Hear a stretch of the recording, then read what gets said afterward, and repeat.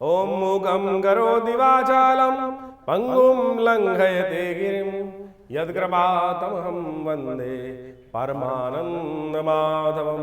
कृष्णाय वासुदेवाय हरये परमात्मने प्रणताक्लेशनाशाय गोविंदाय नमो नमः। नमस्कार, स्वागत है आपका आचार्य वाणी में। मैं आचार्य डॉक्टर विक्रमादित्य आपके साथ हूँ और आज का विषय हमारा है मीन राशि। मीन राशि वालों के लिए मार्च के मध्यकाल में ग्रहों का योगायोग किस प्रकार का है। देखिए, मीन राशि में जो ग्रहों का योगायोग है, पूरी पंचायत लगने वाली है। जी हाँ, चौकड़ी लगेगी, फिर पंचायत बनेगी ग्रहों की। ऐसा योग बन रहा है कि मीन राशि में इस बार जो है वो सारे के सारे ग्रह एक साथ बहुत सारे इकट्ठे होने के योग बना रहे हैं।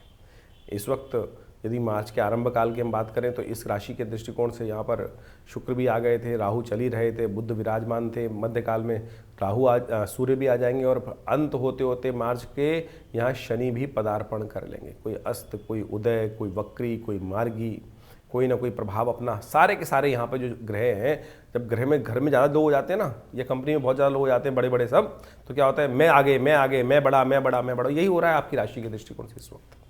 ऐसा घमासान मचा हुआ है। शुक्र अपने आप में ताकतवर ग्रह हैं, उच्च के होकर बैठे हैं।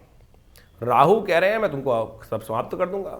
बुध जो है वहां पर आके कमजोर हो गए हैं, बेचारे फंस गए हैं वहां पर आके। इसके साथ साथ वहां सूर्य भागते हुए चले आ रहे हैं और मार्च के मध्यकाल में सूर्य अपना वर्चस्व डाल देंगे, सबको अस्त कर देंगे, सबको अस्त कर देंगे। और सूर्य के लिए एक बहुत बड़ी मुसीबत यह है कि वहां राहु बैठे हुए हैं।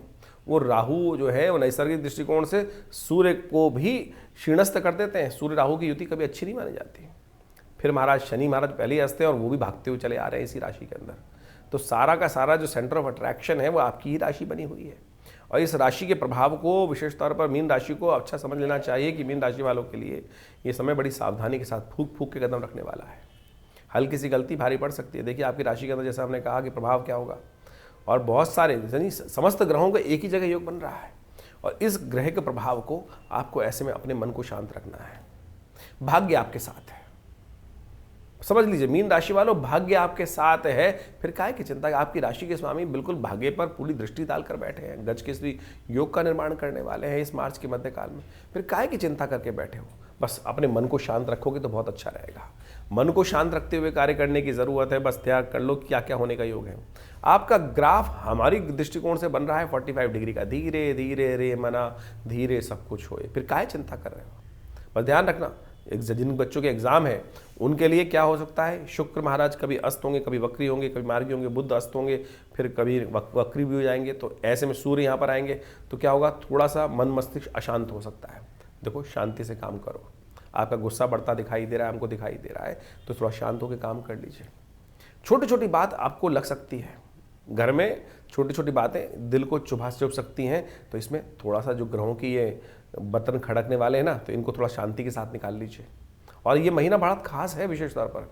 सूर्य अब संक्रांति की तरफ जा रहे हैं और ये संक्रांति आपके लिए कुछ नया लेकर आ रही है।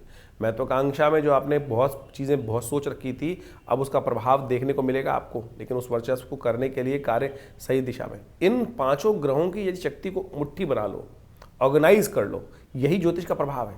तो देख लीजिएगा, वारे न्यारे कर सकते हो आप। इस दिनों खासतौर पर मार्च के मध्यकाल में कुछ ऐसे उत्सव आने वाले हैं।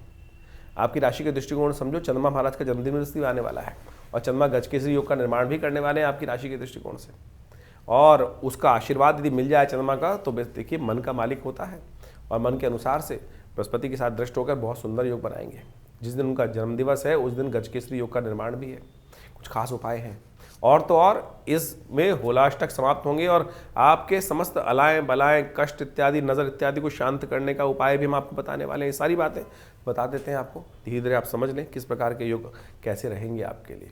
तो सबसे पहले बात कर लेते हैं 11 तारीख की। 11 मार्च को जो महीना है वो विशेष तौर पर मार्च चल रहा है और जो फागुन का महीना चल रहा है उसमें मंगलवार का अवसर है, शुक्ल पक्ष का। और ग्रह नक्षत्रों के दृष्टिकोण से द्वादशी तिथि पड़ रही है उस दिन। और आपके ग्रह नक्षत्रों के दृष्टिकोण से हम देखें तो योग आपका ऐसा है कि आपके लिए बढ़िया ही है। रास्ता अच्छा बन रहा है, बढ़िया बन रहा है और आपकी बहुत सारे कार्यों में आपकी चलेगी।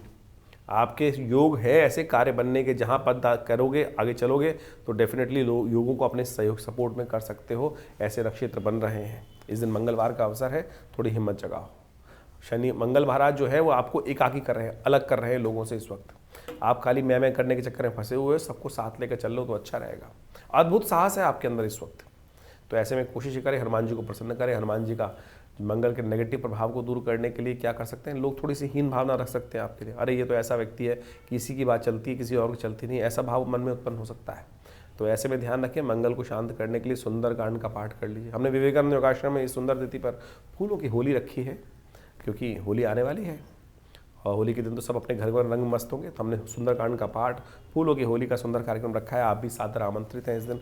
और इस दिन भौम प्रदोष भी है। यदि कष्ट जीवन में चल रहे हों, लोन उतर ना रहा हो, तो जब भी भौम प्रदोष आए, ऐसे में मंगल का ऋणमोचन स्तोत्र पाठ करते हुए भगवान शंकर का अभिषेक गुणयुक्त जल से यदि कर लिया जाए तो कहा जाता है बहुत जल्दी योगायोग बनते हैं। और जब भी साल में 1-2 बार तो पढ़ी जाते हैं भौम प्रदोष का योग, तो इसका लाभ लेते हुए कार्य करना चाहिए। 12 तारीख की बात कर लेते हैं। बुधवार का अवसर है और उस दिन त्रयोदशी तिथि है और ग्रह नक्षत्र के दृष्टिकोण से परिवर्तन का योग बन रहा है। थोड़ा स्वास्थ्य का ध्यान रखने की ज़रूरत है आपको।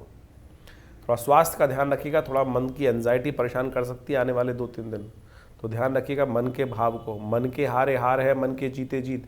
थोड़ा ग्रह नक्षत्र दिखा रहे हैं कि मन थोड़ा हल्का होता दिखाई देता है। स्वास्थ्य का विशेष तौर पे ध्यान रखिएगा तो अच्छा रहेगा आपके लिए। उसके लिए श्री गणेश का स्तवन करें, श्री गणेश को पीले पुष्प अर्पित करने का प्रयास करें, अच्छा रहेगा। रवि योग है इस दिन, नए कार्य आरंभ करने के लिए दिन अच्छा दिखाई देता है। और साथ साथ ध्यान रखिएगा पूरे दिन रवि योग रहेगा।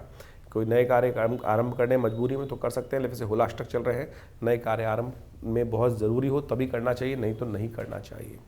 13 तारीख का दिन गुरुवार का अवसर, चतुर्दशी तिथि है इस दिन और सुंदर होला अष्टक समाप्त होंगे, होली जलाई जाएगी इस दिन। ग्रह नक्षत्रों के दृष्टिकोण से आपके लिए थोड़ा सा दिन भारी दिखाई देता है स्वास्थ्य के मामले में। अननेसेसरी की एंजाइटी, वरीज मन मस्तिष्क को घेर सकती हैं, तो उसके लिए थोड़ा सा अपने गुस्से को शांत करने का आपको प्रयास करना चाहिए।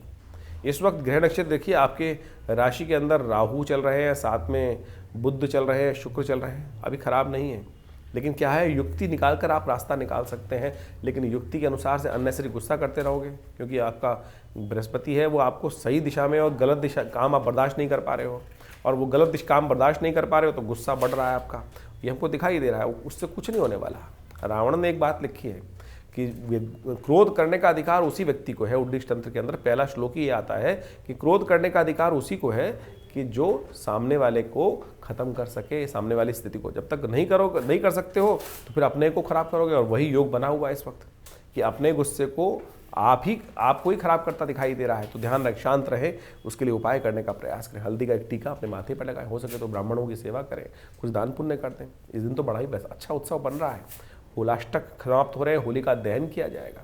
और होली की कथा तो बहुत अद्भुत है, उसको हमें समझते हुए कार्य करना चाहिए। उसको समझते हुए कार्य कर लेंगे तो बहुत अच्छा रहेगा। इस दिन अपने कष्टों को दूर करने के लिए एक रास्ता बता रहा हूँ आपको। वैसे होलाष्टक जो समाप्त होंगे और साथ में भद्रा भी चल रही है इस दिन, तो सुबह 10 दिल्ली के पंचांग के अनुसार से सुबह 10 बज के करीब 35 मिनट पे दिल्ली में जो है भद्रा आरंभ होगी। रात्रि में 11:29 तक भद्रा चलेगी। कहा जाता है होली इसके बाद जलानी चाहिए, तो उससे पहले होली जलाना ठीक नहीं होता है। उसका महत्व है पूरा। जो होली है बहुत शांत वैज्ञानिक पर्व है। ऐसे नहीं कि जला दिया और आग जला के कैंप फायर हो जाती है, नहीं, कैंप फायर नहीं है भाई वो। उसकी पूरी कथा शास्त्र में हमको समझाएंगे अभी आपको। लेकिन आपकी राशि के दृष्टिकोण से आपको बता दें, विशेष तौर पर मीन राशि वालों के लिए सबसे अच्छा रहेगा कि इस होली की अग्नि में अपने समस्त कष्टों को, पूरे वर्ष में लोगों की अलाएं बलाएं, नज़र इत्यादि जो आप पे लगी उनको दूर करने के लिए छोटा सा रास्ता है। हल्दी आती है, हल्दी की गांठ, जो हल्दी की बड़ी वाली गांठ मिलती है, उसको अपने हाथ में लेकर ओम नमः शिवाय मंत्र जप करते हुए, या ओम रुरु भैरवाय नमः, ओम रुरु भैरवाय नमः, इस मंत्र का जप करते हुए अपने सिर पर से इस प्रकार से उसको घुमा लीजिए और उस होली की पवित्र अग्नि में उसको समर्पित कर दीजिए। या तो सुबह 10:30 बजे से पहले आप उसको जहाँ होली जलनी है बनी हुई हो वहाँ डालाइए, और नहीं तो रात्रि में करीब 11:30 के बाद जब होली जले उसमें उस वक्त उसको डाल दीजिए। कहा जाता है कि समस्त अलाय बलाएं दूर हो जाएंगी, कष्टों को निवारण करने का रास्ता बन जाएगा। भारतीय संस्कृति में होली का महारात्रि एक बड़ी महत्वपूर्ण महारात्रि है। तंत्र के दृष्टिकोण से इसका स्थान सर्वोच्च कहा गया है। सांसारिक दृष्टिकोण से बहुत सारे महत्वपूर्ण कार्य इस रात्रि में किए जाते हैं, और बड़े नेगेटिव प्रयोग भी कई लोग दुष्प्रवृत्ति जो होते हैं वो करते हैं लोगों को परेशान करने के लिए। तो ऐसे में आपको अपने जीवन में सुख समृद्धि प्राप्त करने के लिए, जीवन के कष्टों को दूर करने के लिए होलिका का अद्भुत प्रयोग शास्त्र में जो वर्णित है उसके अंदर हम आपको बताते हैं। होलिका का दिन इतना अद्भुत है कि जिसके द्वारा आप ये भी जान सकते हैं कि आने वाले समय में क्या कुछ होने के योग हैं। होली जब जलाई जाती है तो विशेष तौर पर उसका धूम्र उपस्थित होता है, अग्नि की लपटें उठती हैं। वो लपटें जिस दिशा में जाएं उसके अनुसार से उसका प्रभाव शास्त्र के दृष्टिकोण से बताया गया है। और जो राजा इत्यादि होते हैं, शासन तंत्र होता है, उसके अनुसार से आने वाले भविष्य की गणना भी उस दृष्टिकोण से कर सकता है कि उस क्षेत्र में कैसे योग बनने वाले हैं। होलिका का जलने से जो धुआं है जब उठता है, कहा जाता है कि वो सीधा ऊपर जाए, तो ये बहुत बढ़िया यश वृद्धि का योग बनाता है। उस क्षेत्र के लोगों के जीवन में आगे बढ़ने के योग बनेंगे, उस क्षेत्र के राजा के जीवन में आगे बढ़ने के योग बनेंगे। अगर होलिका की अग्नि जलते वक्त दक्षिण की तरफ हवा बह रही है तो ये दिखाती है कि उस क्षेत्र में बीमारियां, जो लोग वहाँ उपस्थित है उनके जीवन में शारीरिक तौर पर कष्ट, दुर्घटनाओं का संकेत बनता दिखाई देता है। वहीं यदि पूर्व की तरफ हवा चल रही है और पूर्व की तरफ उसका धुआं, लपटें इत्यादि जा रही हैं तो ये दिखाती हैं कि विशेष तौर पर जीवन में आगे बढ़ने के योग बनेंगे, शांति प्राप्ति के योग बन सकते हैं, अध्यात्म में विकास होने के योग बन सकते हैं, रोजगार इत्यादि में नए उन्नति के अवसर प्राप्त होने के योग बन सकते हैं। वहीं जहाँ कहीं क्षेत्रों में यदि उत्तर की हवा बह रही है और उत्तर की तरफ हवा लपटे जा रही हैं तो ये भी शुभ सूचक है, कल्याणकारी है और आगे बढ़ने के सुंदर सूचना को उपस्थित करती है। उस क्षेत्र में आगे आने वाले समय में समृद्धि के योग बनते दिखाई देंगे। लेकिन वही कहीं अग्नि जो है पश्चिम दिशा की तरफ जाने लगे, धुआं पश्चिम दिशा की तरफ जाने लगे तो दिखाता है कि आगे आने वाले क्षेत्र में बीमारियां, विशेष तौर पर खाद्य क्षेत्र में जो कार्य करते हैं, खेती इत्यादि के क्षेत्र में जो लोग कार्य करते हैं, तो वो आने वाले समय में खेती संबंधी समस्याएं उत्पन्न होने के योग बन सकते हैं। विभिन्न कीटाणु जो है वो परेशान कर सकते हैं, चेपा इत्यादि विभिन्न बीमारी परेशान कर सकती है खेती करने वाले लोगों को। तो इस प्रकार से अनेक समस्याएं हमारे ऋषियों ने, माघ भट्टरी इत्यादि ने इन सब चीज़ों की सूक्ष्म दृष्टिकोण से व्यवस्था बनाकर समझकर उन सूत्रों को प्रतिपादित किया। होलिका महारात्रि हमारे यहाँ बहुत विशेष है। होलिका के अपने जीवन के कष्टों को दूर करने के लिए शास्त्र में बताया जाता है कि आप किस प्रकार से, अभी हमने आपको बताएंगे कि आपकी राशि के दृष्टिकोण से आपको क्या कर लेना चाहिए, जिससे एक छोटा सा उपाय आपके जीवन के बहुत सारे कष्टों को दूर कर दे आपकी राशि के दृष्टिकोण से। तो वो उपाय भी आप करें तो बहुत बढ़िया माना जाता है। तो इन समस्त चीज़ों को समझते हुए जीवन में आपको आगे बढ़ने का प्रयास करना चाहिए। कथाएं तो बड़ी विचित्र हैं, वो कथाएं कितनी श्रद्धा के साथ हैं कि देखिए, जो आपने बचपन से सुनी होगी कि होलिका जो थी हिरण्यकश्यप की बहन थी और वो प्रहलाद को लेकर और उस अग्नि में बैठ गई थी। कारण क्या था? कारण ये था कि अहंकार जो है वो सत्य को पहचानने नहीं देता। व्यक्तियों के जीवन में जब अहंकार हो आता है तो वही व्यक्ति जो शुभ कार्य करके उससे शक्ति प्राप्त करिए, वही अहंकारी होकर राक्षस बन जाता है और उसकी प्रवृत्तियां जो हैं वो तामसिक हो जाती हैं और वही जीवन में कष्ट उत्पन्न के योग बना देती है। तो ऐसे में परमात्मा को परमात्मा नहीं समझता। हिरण्याक्ष, हिरण्यकश्यप दो जो भाई थे, उन्होंने साधना करके ही तो भगवान के भक्त बनकर ही तो शक्ति प्राप्त करी थी। लेकिन जब शक्ति प्राप्त हो गई तो अहंकार ऐसा उत्पन्न हो गया उसमें संसार के अंदर रहते रहते कि नहीं, हम ही साक्षात परात्पर ब्रह्म हैं। और उनके घर में ही प्रहलाद उत्पन्न हुए, हिरण्यकश्यप के घर में ही प्रहलाद उत्पन्न हुए और उन्हीं प्रहलाद ने भगवान की अनन्य श्रद्धा भक्ति प्राप्त कर कर भगवान के भक्त होने का सुंदर श्रेय प्राप्त किया। जिनको स्वयं भगवान नरसिंह की गोद में बैठने का अवसर मिला हो। ऐसे सोचें कि पापी के घर में उत्पन्न हुआ व्यक्ति कैसे भगवान के उसको गोद में बिठा ले। तो सोचें, आप इस बात को समझे, हम समस्याएं जीवन में लेकर आते हैं लेकिन हम अपनी भक्ति को भूल जाते हैं। प्रहलाद ने वही भक्ति करी, भगवान पर विश्वास रखा और वही विश्वास का सुंदर क्या प्रभाव हुआ कि भगवान की साक्षात, सोचे, जिस पद को प्राप्त करने के लिए किसी और को तो नहीं मिला, अर्जुन तक को भगवान की गोद नहीं मिली, केवल भक्त प्रहलाद को ही वो सुंदर स्थान प्राप्त हुआ कि भगवान विष्णु की गोद में बैठने। किस कारण से? प्रताप से, भक्ति के प्रताप से।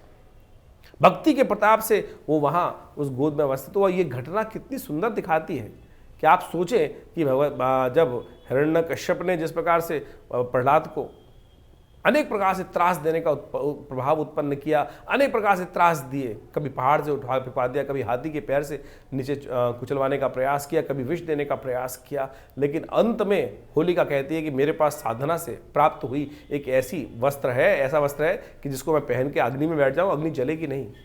भगवान का प्रताप है, आशीर्वाद है। लेकिन सोचे भगवान का आशीर्वाद, प्रहलाद को लेके बैठूंगी, प्रहलाद जल जाएगा, मैं नहीं जलूंगी। और जब बैठती है उस अग्नि के अंदर, उस आग के अंदर जाके स्वयं बैठ जाती है, तो भगवान का चमत्कार देखें कि वो जो साक्षात भगवान का अमृत उसको प्राप्त था, भगवान का आशीर्वाद प्राप्त था, ब्रह्मा जी का आशीर्वाद प्राप्त था, कि जिसको चद्दर को ओढ़कर वो बैठी थी, जिस मंत्र को जप करती हुई बैठी थी, उसका प्रभाव उसके लिए नेगेटिव हो गया और प्रहलाद वहां जाकर बच गए। वो साक्षात दिखाता है। और अगले दिन जब प्रहलाद बच के निकले तो लोगों ने भस्म से होली खेली। वही वास्तविक होली है। आज सिंथेटिक रंगों का उपयोग करते हुए लोग अनेक प्रकार से वो उपयोग कर लेते हैं, कोई रंग ला रहा है, कोई कुछ और ला रहा है, किस प्रकार से, लेकिन वास्तविक होली वही है जो उस भस्म से खेली जाए। तो अगले दिन सुबह जाकर जहाँ होली जलाई जाती है वहाँ टीका अवश्य उस भस्म का लगाकर अपने माथे पर अवश्य लगाना चाहिए। कहा जाता है कैसी अलाएं बलाएं हो, भगवान की कृपा से उन सबको ठीक होने का योग बन जाता है। इस बात ध्यान रखिएगा, होली जलाने का जो मुहूर्त है वो करीब करीब रात्रि में, दिल्ली के पंचांग के अनुसार से करीब रात्रि में 11:30 के बजे के बाद ही बनेगा, क्योंकि करीब करीब 11:29 तक भद्रा विद्यमान रहेगी। तो इस बात का ध्यान रखना चाहिए कि 11:29 के बाद ही होली का जो भद्रा के अंतकाल होने के बाद ही होली जलाई जानी चाहिए। लेकिन आज तो होली जलाने का मतलब केवल अग्नि को जलाना ही हो जाता है, कैंप फायर के तौर में लोग उपस्थित कर देते हैं। ना ना ना, इस अग्नि के द्वारा ही आप बहुत सारे कष्टों को दूर कर सकते हैं। आपने अपनी राशि के अनुसार से जो उपाय आपको बताए जा रहे हैं उसके द्वारा आप कर ले। वो छोटे छोटे उपाय, छोटे छोटे टोटके की छोटी छोटी चीज़ें अग्नि में उपस्थित कर कर अपनी अलाएँ बलाएँ, पूरे साल में किए हुए नेगेटिव जो एनर्जी है उन सबको उस यज्ञ की अग्नि में आप भस्म कर सकते हैं। अग्नि ही है तो उसमें विभिन्न तौर पे वो अग्नि जो में सामग्री उपस्थित की जाती है वो उसी प्रकार से समझाती है।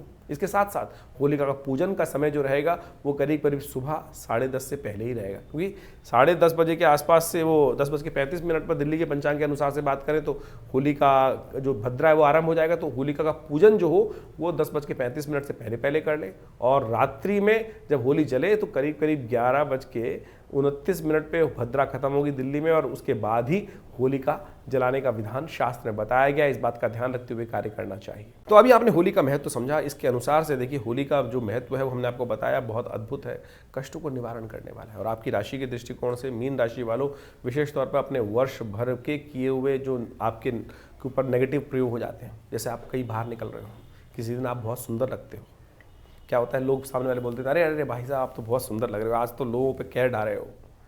बस समझ लो कहीं ना कहीं किसी ना किसी खराब, अंदर से खराब वाले व्यक्ति की नज़र लग जाएगी, और ये नज़र बनते बनते कामों को कहीं ना कहीं खराब कर सकती है। बस समझ लीजिए ऐसे कष्टों से निवारण करने के लिए दिन है होली का। आपके लिए सबसे श्रेष्ठ रहेगा मीन राशि वालों, इस समय में थोड़ी सी एक हल्दी की गांठ लेकर, एक हल्दी की गांठ आपके समस्त कष्ट निवारण कर सकती है। अपने सिर पर से वार कर उसको अग्नि में प्रवाहित, अग्नि में डाल दीजिए, होली की अग्नि में, जो हमने समय बताया आपको, आपके क्षेत्र में जब होली चले तो उसमें डाल दीजिएगा, तो देखिएगा कष्ट निवारण करने का योग बन जाएगा। इस दिन भगवान अग्नि की प्रसन्न करने के लिए नवान्न अन्न भक्षण भगवान को कराया जाता है।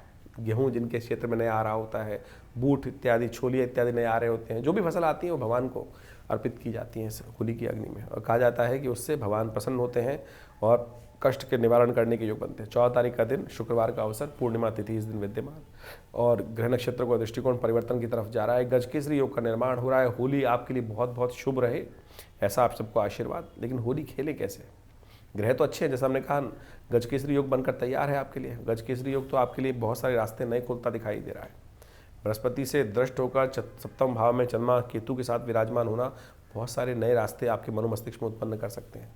सुबह थोड़ी हल्की दिखाई देती है, दोपहर आते आते आपके लिए अच्छा योग बन सकता है, और आने वाले 2-3 दिन आपके लिए बहुत पॉजिटिव जाते दिखाई दे रहे हैं। इस दिन चंद्रमा का जन्मदिवस भी है। चंद्रमा से गजकेसरी योग का निर्माण होता है, तो कोशिश कीजिए शाम को अवश्य चंद्रमा को अर्घ्य दीजिएगा। और साथ साथ होली खेलने सबसे पहला काम किसके साथ करें? भगवान के साथ करें। थोड़ा हल्दी मिला जल लेकर उसी से भगवान को स्नान कराइए इस सुंदर पर्व पर आपकी राशि के दृष्टिकोण से, और वही जल लेकर अपने ऊपर भी डाल लीजिए। इत्र युक्त जल थोड़ा सा डालकर देखिएगा, भगवान की कृपा से हिना का इत्र आपके लिए सबसे श्रेष्ठ रहेगा। उसके द्वारा भगवान के साथ होली खेलें। आमतौर पे क्या होता है, होली के दिन दरिद्रता नहीं लानी चाहिए। बहुत सारे लोग क्या होता है, पुराने कपड़े निकालते हैं और वो धारण करते हैं। अरे साफ सुथरे बढ़िया चमकते हुए कपड़े धारण करने का प्रयास करें। आनंद का पर्व है, आनंद का पर्व, इस बात का ध्यान रखना चाहिए। और जैसा हमने आपको 2 दिन पहले बताया, आपकी राशि के दृष्टिकोण से थोड़ा सा चंद्रमा जो है थोड़ा वीक चल रहा था, तो ऐसे में भारतीय संस्कृति में अशोक व्रत भी इसी दिन किया जाता है। फागुन की जो विशेष तौर पर पूर्णिमा तिथि है, उस दिन अशोक व्रत करने का शास्त्र में नियम है।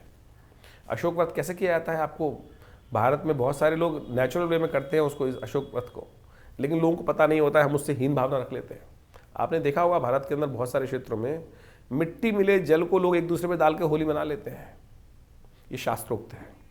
ये विष्णु धर्मोत्तर पुराण के अंदर लिखा है कि अशोक व्रत करने के लिए इस शुभ तिथि में थोड़ा सा मिट्टी मिलाकर पानी में और उससे स्नान करने से, थोड़ी देर अशोक के पेड़ के नीचे बैठने से, जहाँ सीता जी बैठी थी अशोक वाटिका में, उनका भी शोक समन हुआ था अशोक के प्रभाव से, तो कहा जाता है जो शोक है मन के वो दूर हो जाते हैं। एंजाइटी, आप गोली खा रहे हैं रोज, इस प्रयोग को करके देखिए। हम प्राकृतिक चिकित्सा सेंटर चलाते हैं दिल्ली के अंदर, और हमने ये देखा है कि जो बहुत सारे पेशेंट आते हैं एंजाइटी डिसऑर्डर के, बहुत सारे विभिन्न बीमारी लेकर आते हैं, और उन पर हम मिट्टी का लेपन करते हैं, मड पैक लगाते हैं, और उससे एंजाइटी डिसऑर्डर बहुत सारी समस्याएं ठीक होती हैं। शास्त्रोक्त है, लेकिन आज हम सो कॉल्ड पढ़े लिखे हो गए हैं, तो हमने इन वैज्ञानिक विधियों को छोड़ दिया है। तो ये सब बातें आपके समक्ष जाननी चाहिए, तो इसको समझते हुए करें। तो ज्योतिष के दृष्टिकोण से ये समझें, ये वास्तविक तौर पर निवारण यही है। और हम बैठे हैं नग पहनने के चक्कर में, कुछ और हजारों रुपए खर्च करके उपाय करने के चक्कर में लोग फंस जाते हैं। पंडित जी ये बता दो, पंडित जी वो करा दो। पंडित जी अपना शोक नहीं शमन कर पाते हैं। जो आज तथाकथित तौर पर मैं कहूँ सो कॉल पंडित, मैं पंडित नहीं कहूँगा, पंडित तो वर्ड बहुत अच्छा है। सो कॉल आज की तारीख में जो सारे जी डैश डैश डैश जो भी बनकर आज की तारीख में पूरे सोशल मीडिया पर ज्योतिषियों की भरमार हो गई है, शास्त्र को पढ़ें, शास्त्र के अनुसार से बताएंगे, तब रास्ता प्रभाव हुआ तो उसको समझते हुए कार्य कर लीजिए, अच्छा रहेगा। इस दिन एक और परिवर्तन की तरफ जा रहा है ग्रह, तो वो जा रहा है विशेष तौर पर सूर्य आपके 12वें भाव से निकलकर आपकी राशि में प्रवेश कर रहे हैं, मीन राशि में प्रवेश कर रहे हैं। और इस सूर्य का मीन राशि में प्रवेश करना एक महीने के लिए बहुत महत्वपूर्ण रहेगा आपके लिए। ये आपके वर्चस्व को और बढ़ाएगा, लेकिन ध्यान रखिएगा गुस्सा भी बढ़ाने वाला है। ये सूर्य बहुत सारे ग्रहों को अस्त भी करने वाला है। अभी तो कुछ दिन में देखिएगा बुध शुक्र सब को कहीं ना कहीं प्रभावित कर देगा, और साथ साथ शनि भी जो अस्त चल रहे हैं वो भी भागते हुए इधर ही आ रहे हैं। राहु यहाँ पर पहले से विद्यमान है, तो ये जो ग्रहों की चौकड़ी लग के तैयार हो गई है, साथ में जो वहाँ पर पंचायत भी लगने वाली शनि महाराज के आने से, ये ठीक नहीं है। ये उठापटक का योग बना रहा है, शांत रखना पड़ेगा। थोड़ा सा परोपकार करें, सेवा भाव करें। इस महीने जितना सेवा भाव करोगे ना, सेवा का काम करोगे, मंदिर में जाकर थोड़े तांबे के बर्तनों का दान करो, गेहूं का दान करने का प्रयास करें, नित्यपति सूर्य को दान करने का सूर्य को अर्घ देने का प्रयास करें, थोड़ा हल्दी मिला जल देकर भगवान सूर्य को अर्घ दिया करें अवश्य। इस बात का ध्यान रखना, ये ग्रहों की पंचायत जो लगने वाली है, चौकड़ी लग चुकी है, ये कहीं भी ठीक नहीं है। वैसे ही आपका गुस्सा 8वें भाव पर चल रहा है, पूरे ज़बरदस्त चल रहा है। शांत होते हुए कार्य कीजिएगा इस महीने में, छोटी छोटी बातों में गुस्सा मत होइए। विश्व के बहुत सारे लोग इस वक्त अशांति की तरफ जा रहे हैं, और ये सूर्य जो आमतौर पर ये देखें, शनि का परिवर्तन जो होगा अभी ना, ये विशेष तौर पर और ज़्यादा अग्नि में घी डालने का प्रयास कर सकता है। तो शांत होकर काम समझते हुए कार्य करेंगे तो अच्छा रहेगा। ऐसे में सुबह सुबह जल्दी उठें और भगवान सूर्य को, उगते हुए सूर्य को जल दें। सेवा अवश्य करें, लोगों की दान पुण्य करने का प्रयास करें। गेहूं का दान कर सकते हैं, मंदिर में तांबे का बर्तन का दान कर सकते हैं, और ये सब उपाय करके अपने सूर्य को अच्छे से ठीक कर सकते हैं। 15 तारीख शनिवार का अवसर, और ऐसे में प्रतिपदा तिथि है और चैत्र का महीना आरंभ हो रहा है। इसके दृष्टिकोण से एक और ग्रह जो है वक्री होने जा रहे हैं, सूर्य के बहुत सन्निकट चले जाएंगे, जो आपकी राशि में ही चल रहे हैं। बुध महाराज ये वक्री होकर जो है, ये थोड़े से ग्रह नक्षत्रों के दृष्टिकोण से और थोड़ा सा आपको चीज़ों को ऑर्गेनाइज करने में दिक्कत कर सकते हैं। आपको सीधी बातें पसंद नहीं आएंगी, आपको हमेशा घूम के चीज़ें नहीं इसको ऐसे कर लेते हैं। जो कार्य सीधी तरह से होना है सीधी तरह से करने का प्रयास कीजिए ना, उसको घुमाने का ज़रूरत नहीं है। कोशिश ये करें, इस दिन शनि महाराज जो आपकी राशि के दृष्टिकोण से बदलने वाले हैं, बहुत जल्दी आपकी राशि में आने वाले हैं, और आपकी राशि के दृष्टिकोण से ये जो समस्याएं उत्पन्न कर सकते हैं उसको ठीक करने का आपको प्रयास करना चाहिए। हनुमान चालीसा का पाठ करें, हो सके तो शनि के मंत्र का जप करें। ओम प्रांग प्रींग प्रोंग से शनिश्चराय नमः, इस मंत्र का यथाउचित भाव से जप करेंगे तो कहीं ना कहीं इस प्रभाव को ठीक कर सकते हैं। 16 तारीख के दिन बात करें, रविवार का अवसर है और द्वितीया तिथि उस दिन विद्यमान है, और ग्रह नक्षत्रों के दृष्टिकोण से इस दिन राहु महाराज भी अपनी गति पे चलते हुए पूर्वा भाद्रपद नक्षत्र जो बृहस्पति का नक्षत्र है उसके चतुर्थ चरण में प्रवेश करते दिखाई देंगे। सर्वार्थ सिद्धि योग बन रहा है, बहुत दिन बाद सर्वार्थ सिद्धि योग का योग बना है। कुलाष्टक समाप्त हो चुके हैं, नए कार्य आरंभ करने के लिए दिन अच्छा दिखाई देता है। बृहस्पति की राशि में चलते हुए बृहस्पति के ही नक्षत्र में जो राहु, चतुर्थ भाव में राहु का प्रवेश हो रहा है, कहीं ना कहीं थोड़ा सा बृहस्पति की डायरेक्शन से लाभ मिल सकता है। वैसे बृहस्पति और राहु की युति अच्छी नहीं होती है, लेकिन थोड़ा सा एक काम करें, दूध का दान कर दें। भगवान शंकर के मंदिर में जाकर शाम के समय उनका दूध से अभिषेक कर देंगे तो राहु का नेगेटिव प्रभाव थोड़ा कम होगा। बहुत ज़रूरी है शांत रहें आप। 17 तारीख के लिए हम बात करें तो सोमवार का अवसर है, तृतीया तिथि है और इस दिन ग्रह परिवर्तन की तरफ जा रहे हैं और ये थोड़ा मनोमस्तिष्क को थोड़ा बंधन युक्त कर सकते हैं। थोड़ा सा काम करने में आपको लगेगा दिल पे बहुत सारी बातें परेशान कर सकती हैं। इमोशनल पॉइंट ऑफ व्यू से थोड़ा सा ग्रह भारी दिखाई देता है आपके लिए। और जैसे मंगल है आपके इस वक्त आपको अकेला ही चलाने की तरफ ले जा रहे हैं। छोटी छोटी बातें आप भी बोलने में कुताही नहीं बरतने वाले हैं। पता नहीं मुख से क्या निकल जाए, मैं कहूँगा शांत होकर बैठो और वो छोटा सा निकली हुई बात परेशान कर सकती है। इस बात का ध्यान रखते हुए कार्य करना। और साथ साथ इस दिन बुध महाराज जो आपके वैसे ही कमज़ोर अवस्था में चल रहे हैं वो हो जाएंगे अस्त। थोड़ा सा आपको बुध का उपाय करना चाहिए। बुद्ध के उपाय के निमित्त सोमवार का दिन है, कोशिश करें दही के द्वारा भगवान का सुंदर अभिषेक करें। ओम नमः शिवाय का पाठ करते हुए या त्र्यंबकम यजामहे सुगंधिम पुष्टिवर्धनम मुर्वारुग्मिव बंधनान् मृत्युर्मुक्षीमामृतात्, इस मंत्र का जप करते हुए। चतुर्थी भी है, गणेश जी का भी सुंदर स्तवन कर सकते हैं। जो भी आपको रास्ता बने उनका कब करें तो अच्छा कल्याण का योग बनेगा, कष्ट निवारण का योग बनेगा। 18 तारीख मंगलवार का अवसर, चतुर्थी तिथि उदया तिथि के रूप में विद्यमान है। ग्रह नक्षत्रों के दृष्टिकोण से ग्रह थोड़े हल्के दिखाई देते हैं इस वक्त आपके लिए। आपकी राशि के दृष्टिकोण से थोड़ा सा शांत होकर चलने की ज़रूरत है। छोटी छोटी बातों पर अपना हाइपर ना हो, इस बात का ध्यान रखेंगे तो अच्छा रहेगा। माँ दुर्गा की उपासना करें, हनुमान जी का सुंदर स्तवन करें, वो आपके लिए अच्छा रहेगा। 19 तारीख के लिए हम बात करें, बुधवार का अवसर, पंचमी तिथि, ग्रह परिवर्तन का योग बना रहे हैं और ये परिवर्तन भाग्य से बहुत सारे रास्ते दे सकता है।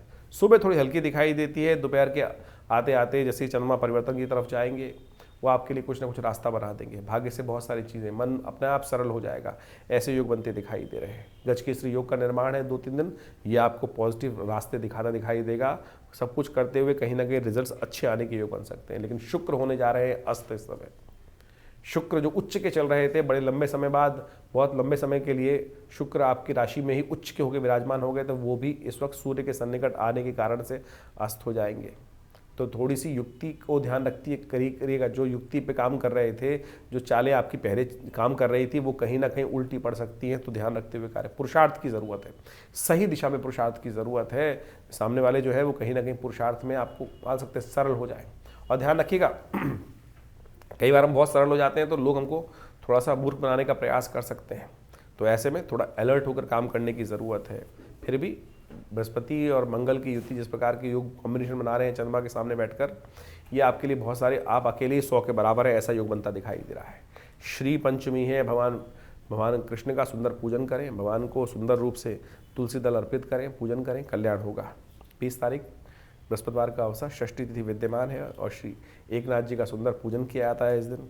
ग्रह नक्षत्र के दृष्टिकोण से भाग्य में बैठे हुए चंद्रमा बृहस्पति से दृष्ट होकर आपके लिए कल्याणकारी योग बना रहे हैं। यही एक योग आपके लिए शुभ प्रकार से रहेगा, बस थोड़ा गुस्से को कंट्रोल करने की जरूरत है, अच्छा होगा। तो ज्योतिष की ग्रह गणना आपने समझी और दिन पर दिन किस प्रकार से ग्रहों का प्रभाव आपके जीवन में पड़ेगा वो हमने आपके समक्ष आपकी राशि के अनुसार से पूरा विवेचना उपस्थित करी और उसके अनुसार से आप उसका लाभ उठाने का प्रयास अवश्य कीजिए। लेकिन ये ओवरऑल जो ग्रहों की गणना है, वास्तविक तौर पर ये समझें कि ये ग्रहों की गणना जो है हर व्यक्ति पर अलग प्रभाव उत्पन्न करती है। ज्योतिष के दृष्टिकोण से यदि हम समझें कि आपकी जो राशि है वो एक विशेष तौर पर तो 2.5 दिन में एक बार बदलती है, लेकिन हर घंटे 2 घंटे में लग्न बदल जाती है। लेकिन ये ज्योतिष की विवेचना का अवसर है। ज्योतिष के दृष्टिकोण से हमें देखने पड़ता है कि कौन सी कुंडली ज़्यादा प्रभावी हो रही है, लग्न कुंडली, सूर्य कुंडली। ज्योतिष के दृष्टिकोण से केवल एक ही चार्ट नहीं है कि जिसको हम कहें कि भाई इसी के द्वारा सब कुछ निर्धारित हो जाता है। हजारों प्रकार के चार्ट बनते हैं। ये ज्योतिषी अपने अनुभव से वो व्यक्ति को देखकर बताता है कि आपकी जन्मपत्री के अनुसार से आपके कौन से लग्न, कौन से ग्रह, कौन से अनुसार किस प्रकार से योग बनाने वाले हैं।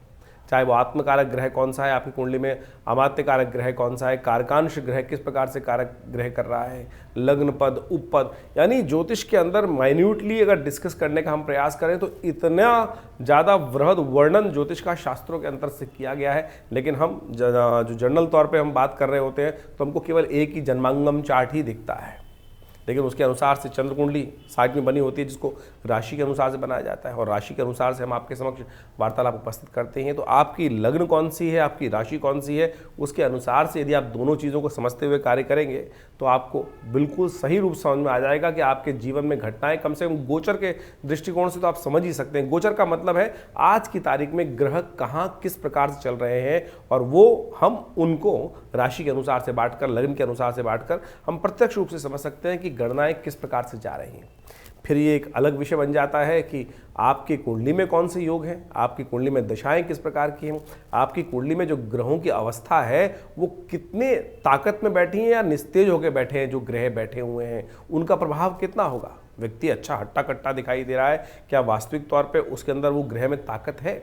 आपका ग्रह उच्च का दिख रहा है लेकिन नवांश में जाकर कमजोर हो गया, शीर्णस्थ हो गया, या कुंडली में एक ताकत में ग्रह नहीं दिख रहा है लेकिन नवांश में जाकर षोडश वर्ग के अंदर जाकर अच्छे से ताकत में आ गया है, तो वो ग्रहों की स्थिति को पूरी तरह से बदल सकता है।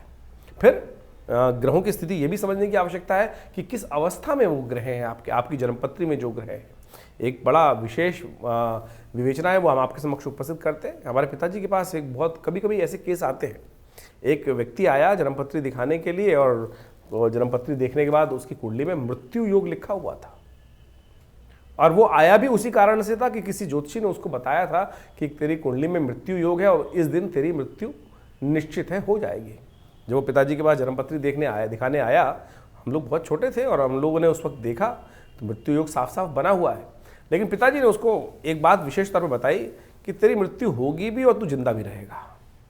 वो व्यक्ति बड़ा आश्चर्य में कहा कि महाराज आप क्या कह रहे हैं कि मृत्यु होगी भी, जिंदा रहेगा। तो पिताजी ने कहा कि देख, तेरी कुंडली के अंदर जो योग है वो विशेष तौर पर मृत्यु कारक योग तो है, लेकिन जो ग्रह है वो सपनादि अवस्था में है। यानी जो ग्रह की अवस्था है वो स्वप्न में है, ग्रह जागृत अवस्था में नहीं है। स्वप्न में अवस्था है तो तेरी मृत्यु सपने में लिखी है, प्रत्यक्ष मृत्यु नहीं लिखी तेरी। और कालांतर में वो समय घटा और जब सामने आया तो व्यक्ति जीवित रहा, मृत्यु हुई, लेकिन सपने में कभी देखते हैं। लेकिन आप सपने में यदि कोई अनुभव करते हैं, कभी किसी का एक्सीडेंट होता हो सपने में देखता है या कोई राज्याभिषेक होता देखता है, तो सब सोचे कि मनोभाव उसी प्रकार का होता है कि उतनी प्रसन्नता प्राप्त हो रही होती है कि ये गाड़ी में घूम रहा हूँ, ये कुछ हो रहा है, चोट लगती है तो वैसे ही लगता है कि यार लग गई लग गई लग गई। तो वो स्थिति समझे, यानी वो ग्रहों की अवस्था किस प्रकार से है। यानी ज्योतिष विज्ञान ने एक एक चीज़ को बड़े सुंदर रूप से अनुसंधान करके समझ के उन विवेचनाओं को उपस्थित किया है। लेकिन आज बहुत सारे लोग ज्योतिष के दृष्टिकोण से ज्योतिष में विवेचना करते हैं। 1 महीने का कोर्स, 2 महीने का कोर्स, न्यूमरोलॉजी का कोर्स, और न्यूमरोलॉजी से ही लोगों के केवल नंबर को देख के ही बहुत सारी चीज़ें बताने का प्रयास करते हैं। बिल्कुल, देखिए विज्ञान का भाग है ज्योतिष के अंतर्गत, लेकिन वो छोटे छोटे भाग हैं, लेकिन उससे ही लोगों को मतिभ्रम उत्पन्न करने के बहुत सारे लोग प्रयास करते हैं। तो ये इसको अच्छे से समझें। ज्योतिष विज्ञान वो विज्ञान है जो प्रत्यक्ष रूप से चमत्कार दिखा सकता है। हजारों लोगों के जीवन में उस चमत्कार को लोगों ने अनुभव किया है। बड़े बड़े विरले उद्भट प्रकार के विद्वान लोगों के जीवन में कभी ना कभी टकराए होंगे। तो इसलिए ज्योतिष का विज्ञान को अच्छे से समझते हुए कार्य करने का प्रयास करें। ये हमने जो विवेचना ग्रहों की गणना आपके समक्ष उपस्थित करी, तो ये इस प्रकार से है कि आप उसके चीज़ों को समझ कर, अभी जो ग्रहों की स्थिति चल रही है इस वक्त ओवरऑल, तो आपने डेट वाइज तो समझा, लेकिन जो ये मार्च का मध्यकाल है ये बहुत विशेष रख रहा है संबंध। सूर्य परिवर्तन की तरफ जाएंगे, कई उत्सव आएंगे, होलाष्टक चल ही रहे हैं, होली भी आने वाली है, उसके बाद संवत परिवर्तन का योग बनने वाला है। शनि महाराज सबसे महत्वपूर्ण है जो परिवर्तन की तरफ जा रहे हैं, और ये सारे के सारे परिवर्तन बड़े विशेष प्रभाव उत्पन्न करने वाले होंगे इन सब ग्रहों की गणना के अनुसार से।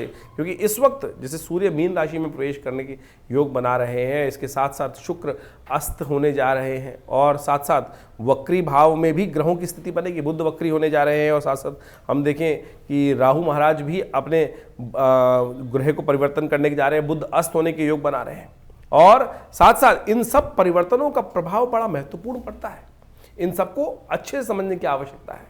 और ऐसे में यदि हम देखें कि शनि के परिवर्तन से पहले पहले बुध भी अस्त होने जा रहे हैं, तो ये कहीं ना कहीं वातावरण के लिए थोड़ा सा कष्टकारी योग बना सकता है। भूस्खलन के योग बन सकते हैं, कहीं ना कहीं प्राकृतिक आपदाओं के योग बनते दिखाई देंगे इन सब ग्रहों के परिवर्तन के साथ साथ। और बुध अस्त होने के कारण से कई राशि विशेष में कई सारी समस्याएं उत्पन्न करने के योग बना सकते हैं। चीज़ों को बुध जो है वैसे ही कम से शीर्णस्थ अवस्था में चल रहे हैं और अस्त हो जाएंगे, तो कहीं ना कहीं सही ज्ञान में सही समय पर सही रास्ते को अपनाने में कहीं ना कहीं दिक्कत आ सकती है। तो जो जो उपाय आपको बताए हैं उनको सही से करने का प्रयास करें, और इसके साथ साथ अपनी मूल जन्मपत्री को अवश्य समझाकर, अच्छे योग्य ज्योतिषियों को दिखाकर उनसे विवेचना समय समय पर करती रहनी चाहिए।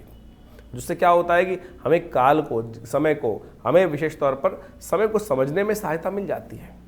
और समय को समझ जाते हैं तो आने वाले भविष्य को देखकर, बहुत सारी चीज़ों को समझकर, पूर्वाभास लेकर हम उन जीवन के कष्टों को दूर कर सकते हैं, आने वाले सुख को आनंद के साथ प्राप्त कर सकते हैं। तो इन सब चीज़ों को समय समय पर समझते रहेंगे तो अच्छा रहेगा।